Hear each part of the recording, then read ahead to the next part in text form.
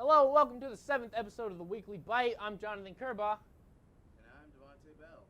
And now I can say officially that this show has lasted longer than any of my relationships. It's okay. I'll make it. We've also made it to our first official break, which starts next week after a vital 2 days. Yeah, just so unless you guys can manage to make like a week's worth of news happen in those 2 days, there won't be a traditional episode airing next week. We won't even be able to access the TV studio. Well, that's only if our plans to break in. Shh. Don't worry, bro. I'll be wearing a Power Ranger costume, fully dressed. What about you? I would probably like Darth Vader or something. Just anyway. Oh no. You know what I'm gonna do? I'm gonna do a reverse Clark Kent, and I'm just gonna take off my glasses, and then nobody will recognize me. Hey, it's nice to meet you. I'm Devonte Bell. Oh, hi, nice to meet you. We were looking for a new co-host. Wait, what? Yeah. We had this guy here. He really sucks. Like, seriously, everyone wants to get rid of him. I mean, it's just so annoying. I mean, like, it would be perfect if we could finally have someone new to do the show. You're a dead man walking. Anyway, but we are not going to be breaking into the school. My legal team has advised me. Oh, well, when was that? A couple minutes ago. My legal team is 3 platypuses and an old flip-flop. I need to find your therapist again. Okay, so not only will there be no news next week, but besides the break-in, that's definitely not happening, like, at all. We also don't really have a lot of news for this week. That, or people are just really bad at advertising. So we're just going to make up some events and report them like they're news. That'll be the first time I've done that. I mean, we're just like every other media outlet now. Zing! Anyway, We're controversial. That makes us famous. Devonte, we got political. We have minutes before they get us. We gotta go. Nah, I'm staying here. I have to fight my own fights. All right. Fun fact, on Saturday, they'll be having a water balloon fight. So, if it's always been your dream to get soaked in 30-degree weather, I advise you head out. Last week I said I used to live in Denver. That's what we call a normal Thursday. 30-degree water balloon fights. It's a rite of passage in Denver. We're hosting a pig race in the Commons. BYOP. BYOB. Bring your own pig. Anyway. Okay, then. But back to some real news. Yes, real news. We even have like a shady like internet media outlet name now. Reels News. Pigs in the Commons. Water balloon fights in the parking lot. You heard it here on Reels News. Reels with a Z because we have to be sketchy. He gave me the same look my dad gives me. There's nothing I can say. Okay, then. You will find that there is a really wonderful event happening this weekend, which is Clue, a show that I assure you is going to be very good, and you should really go and see it. And for those of you watching the YouTube upload on Monday, shame on you for not seeing it. It was fantastic. How do you know it's fantastic? You need to go. I have a gut feeling. I just know. I guess we are performing art school, so if it wasn't good, that would be really bad. We'd also like to quickly advertise a new product for the creative writing program, a magazine called The Ocean Deep. Information meeting is Monday in room 1107 after school. Alrighty then. And for those who are watching this on YouTube, again, we're sorry. You missed it. What Get I'm it- saying is, don't rely on us to get your news. Yeah, like, get your head in the game. Let's go. Just go back in time. Get a DeLorean. I mean, we're already dressed like Marty McFly half the time. I'm pretty. What's the fraction of episodes we were dressed like Marty McFly and Doc Brown? It's like 2 sevenths, 3 sevenths, 2. Oh, is that a peace sign or a 2? Oh, that's 2 ones. That makes 2. I do maths. That makes us special. Oh yeah. Also, our head writer's in the creative writing program, so she forced us to advertise it. That sounds bad, but. You're being forced. She paid you. Why are you always getting paid? Well, I'm just more likely. That's debatable. Anyway, so if you're in the USVA Gov class this week, you experienced the So You're 18 talk. Yeah, I love that talk. It was pretty much just like the talk where your parents sit you down and have an honest to goodness talk about practicing safe federal taxation. I wish my parents loved me as much as yours do. Apparently, I got a very different talk. No, this is a lawyer, a person who loves talking more than we do, which is saying something because we never shut up. Yeah, talks about adult stuff like getting a divorce, speeding tickets, voting, getting a divorce, court systems, DUIs, getting a divorce, and, assault and battery. The basics, the fundamentals, adulting 101. Okay, so Monday and Tuesday, you can audition to be in the next 2 upcoming full-length plays, which is a 11 one-act plays, full-length plays at 11. Yeah. It's like listening to a broken stereo. 11, one act plays, yes, 11, full length, 11, one act, audition, 11, yes, 1, full act, 11, yes, 11, read it. 11, 1, 11.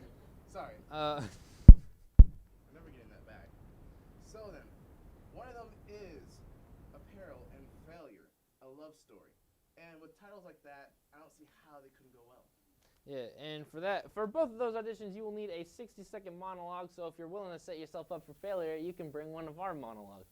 And honest, like, to everything.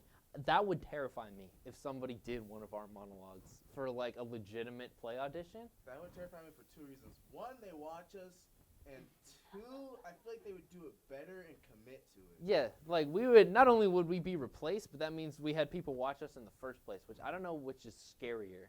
Like, because I'm pretty sure we are our own viewers. yeah.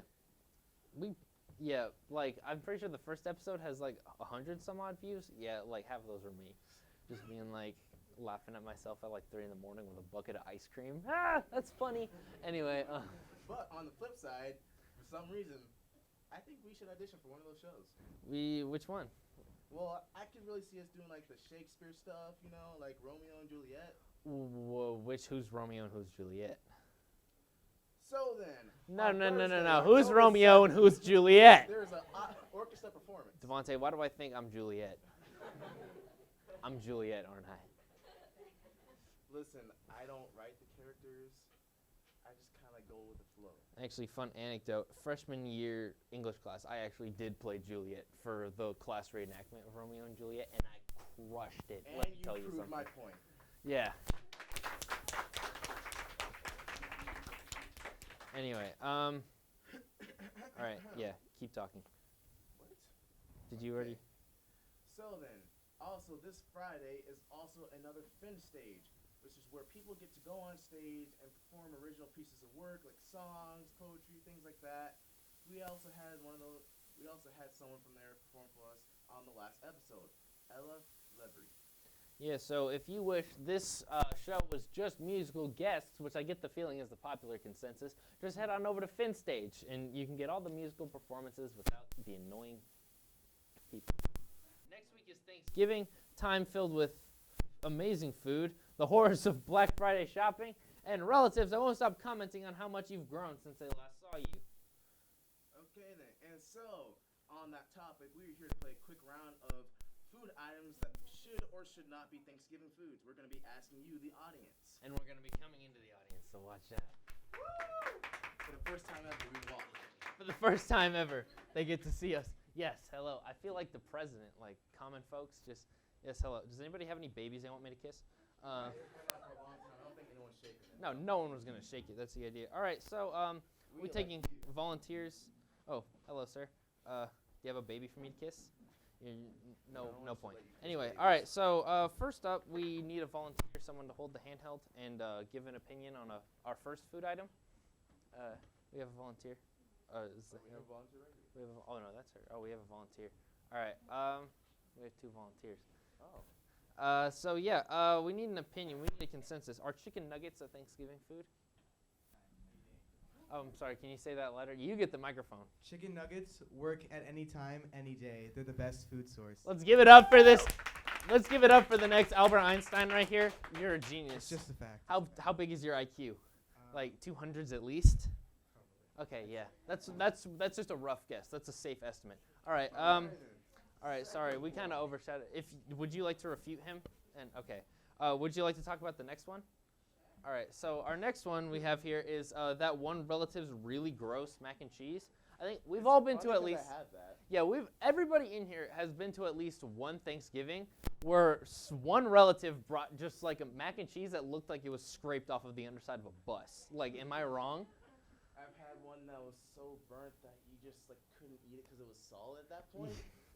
It actually physically cut my mouth when I tried to eat it at one point. All right, but what do you think? Gross mac and cheese? Yes or no? No. No. Yeah, you're probably right. Yeah.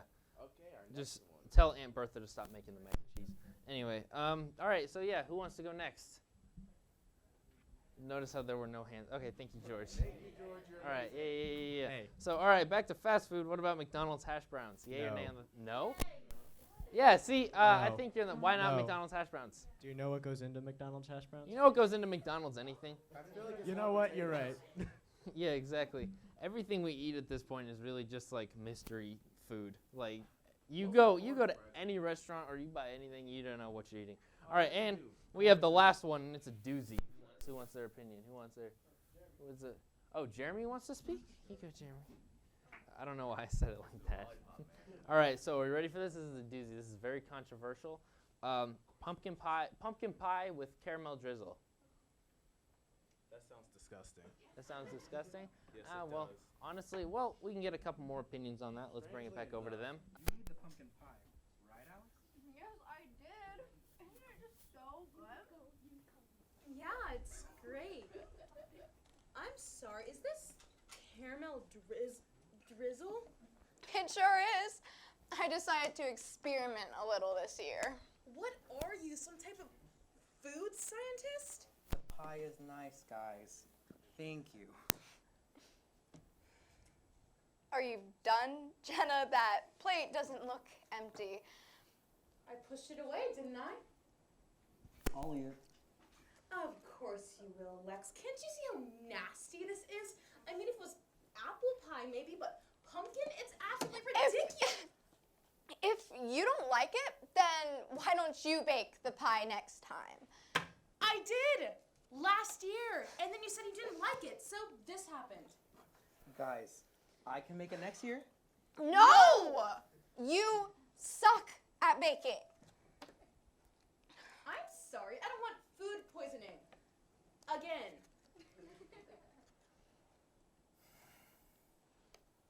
Come on. My cherry pie? It slaps. Okay. How about we just get a pie from Food Lion?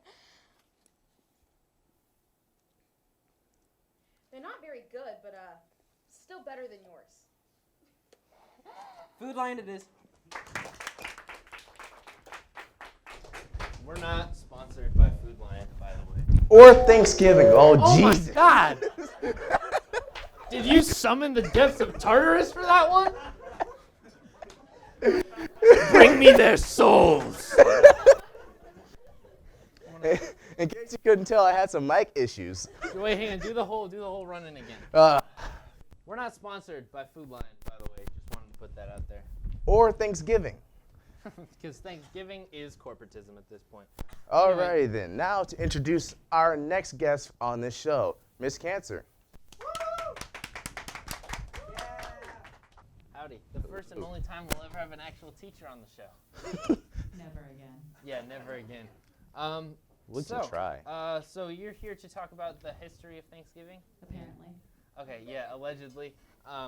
So the history of Thanksgiving isn't exactly what we get taught as kids, right? Sorta. Sorta. Please, Sort of. please elaborate. All right, so like as kids, right? Like you learn the Mayflower comes over, the Pilgrims get up. It's 1620. They're looking for religious freedom. It's all kumbaya. They're sitting down with the Indians. We have turkey. Squanto's great, and we all move on with our lives. It's all been kumbaya in American history. Very peaceful, very civil. It's lovely, right? Not quite. So 1620, you get the Mayflower comes over. You've got Pilgrims. But they're not really the first myth, right? They're not really seeking religious freedom. They had that in Holland where they've been living. They're seeking to create this like religious community where they're all going to be worshiping together and having this pure community. So that's the first myth. You can't be anything other than a Puritan if you're living in Plymouth. They get to Plymouth, and the first feast is not actually until 1621 with Native Americans. We have no idea how Native Americans got there. We don't know who invited them. I mean, we know they were living there, just to be clear. We don't know how they got to the feast, to be 100%, right? We don't know who invited them. We don't know if there was like a conflict happening. Historians really debate it. Historians also debate if that was the first Thanksgiving. You could argue that Thanksgivings happened earlier when there were settlers in Florida, even before America was founded, right? You could argue that Thanksgiving actually happened later in 37 after the Pequot Wars. And then it's not like, oh, okay, cool, everybody sat down to the feast and it was very peaceful. It was a nice moment, but like it's kind of not peaceful after that. There's a lot of warring, a lot of fighting, and actually the reason that Plymouth even exists is that as a village that's founded, that had actually already existed because Native Americans that had been living there had already died off because of disease that had spread from the first European settlers. So not great. Also, the myth of Squanto, right? Like, do you guys have more questions, or can I just keep going? You can keep going. Believe me, we don't have anything of value to say. I've seen that. So the myth of Squanto, right, is that there's this translator, and it's certainly true that there was a Squanto, and he was a translator. Squanto's not even his real name. But it's not this like kumbaya story. He was actually sold into slavery, and that's how he becomes a translator. So not good. But that feast happens. We don't know if there was turkeys. So that's fun. You guys are not eating traditional food. Turkeys are native to the area. But like we don't have evidence. We think it might be deer. Who knows? Maybe. And then it's after that, there's not a continual Thanksgiving feast where every year it's like, oh guys, it's cool, we'll all sit down and have Thanksgiving. Again, it's sort of debatable. There's certain feasts that are about giving thanks, like during the Revolutionary War, but then it's really not until the Civil War that it becomes a national holiday. Franklin Delano Roosevelt actually tried to move Thanksgiving because he wanted you guys to have longer to do Christmas shopping. People freaked out. They called it Franksgiving, and then Congress actually overruled him, and a couple years later they move it back to the fourth Thursday of every month. And that's that. It just further cements FDR as the best president. False. Settle down. Teddy young Roosevelt Jayhawk. was the better Roosevelt, and there's no debating about that. I mean, okay, I can't argue with that because, like, have you seen that man's mustache? Have you seen Theodore Roosevelt's mustache? Oh my God. Oh no, not anything he did. He's a bull moose. I would give anything for that kind of facial hair. Anyway, you still support Thanksgiving? Thanksgiving sounds like a fun time after that, doesn't it, Devonte, the proprietor of everything Thanksgiving, saying we should be able to celebrate Christmas earlier? Oh, you're just mixing up what I said. I've repeated several times. I don't care about the holiday itself. I just care about celebrating holidays in order. All right. Yeah. Okay. I don't have a response to that. But anyway, so now that we've gone over how terrible Thanksgiving is, what is your favorite Thanksgiving food? Mashed potatoes, which are technically not a traditional Thanksgiving food because we didn't have potatoes in America at the time. So what are the traditional Thanksgiving foods that historians are debating, or are they solid? Oh, there is no solid answer to that question. There's no Deer is solid. probably. So if you're having venison, you're doing it traditionally, and we probably think that happened. We don't. There's cranberries at the time, but we don't start canning them until much later. That's all thanks to Mr. McDonald that I know any of this, by the way, just to be 100% clear. And I don't even know when we started eating turkeys, but Ben Franklin did want that to be our mascot, so maybe that's the tradition. I don't know. The American turkeys instead of eagles. So they didn't have chicken nuggets at the first Thanksgiving? Oh, no, they definitely did. They had McDonald's to carry out. They You had didn't know McDonald's? that? Oh, okay. What are you So learning in your history They just classes? well, I have Mr. McDonald for history, actually. And he taught us that there was no McDonald's. There was no McDonald's in colonial America. I knew I was right the whole time. People would go into the horse through, and then they would be like, yeah, let me get a 3-piece McNugget. And then they would come out through the window, and that's how the Civil War started when Burger King was founded, because, you know, one half supported McDonald's, the other half supported Burger King. That's what I learned. Man, this Colgan history department is doing just great. Yeah. I would Well- crush your dreams, but like they're so wonderful. They're not dreams, that's what they taught us. That's what Mr. McDonald taught me. Hi, Mr. McDonald. How long has it been since you've seen your therapist? Who's my therapist? Oh. Anyway, so another thing is that there's been a lot of debate about changing Columbus Day to Indigenous Peoples Day. So should like a similar thing happen to Thanksgiving, where we're more aware of like the actual history that happened, and we should be like a little bit more sensitive, other than just. That's a good question. I mean, so the thing is, right, I think it's important in American history. There was a feast that happened, and I think it's important to celebrate the moments where there was cooperation, because there's not as so many bright spots in American history. But I think that point about Columbus to Indigenous people, right? Columbus is a little less gray than Thanksgiving is. But I think we definitely should spend some time when we're having this holiday to think about, well, how are we representing the different people that were there? Are we maybe dressing in ways that are not culturally appropriate, right? Thinking about those kinds of questions. And then maybe thinking too about what is the history? You know, this is an awesome kumbaya. I mean, it really is an awesome moment, right? But what is the result of that moment, and how has that impacted American society today are really good things to think about. Great table fodder discussions if you want to have your relatives really have a good time. Oh no, not my I relative. can't imagine that happening at your house. Oh good lord. I imagine I will see a fire from across the street. Oh yeah, there will be carnage. Anyway, thank you so much for coming on. Thank you for. That was actually like really informative. So I'm sure like people clicked off. I don't want to learn today. Anyway, so yep. And now welcoming our musical guests, Calum Benoit and Jayric on guitar. Jayric's been here before. Give it up. Woo! Now we get to shut up. Yeah. Now we have to shut up.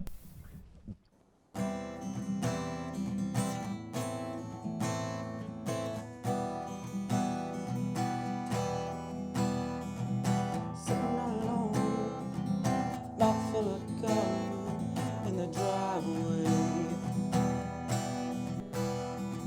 My friends on fire in the back of my car play their bodies. Where's my mind? Where's my mind? Where's my mind? Where's my mind? Maybe it's in the gutter where I left my lover. What an expensive my fears for vendetta. Thought that I'd feel better, but now I got a bellyache. But baby, very soon the weather might room for the money. Biting my nails, I'm too young to go to jail. It's kinda funny. I lost my mind. I don't mind. Where's my mind? Where's my mind? Maybe it's in the gutter where I left my lover. What an expensive fate. My fears for vendetta. Thought that I'd feel better, but now I got a bellyache. Maybe it's in the gutter where I left my lover. What an expensive fate. My fears for vendetta. Thought that I'd feel better, but now I got a bellyache.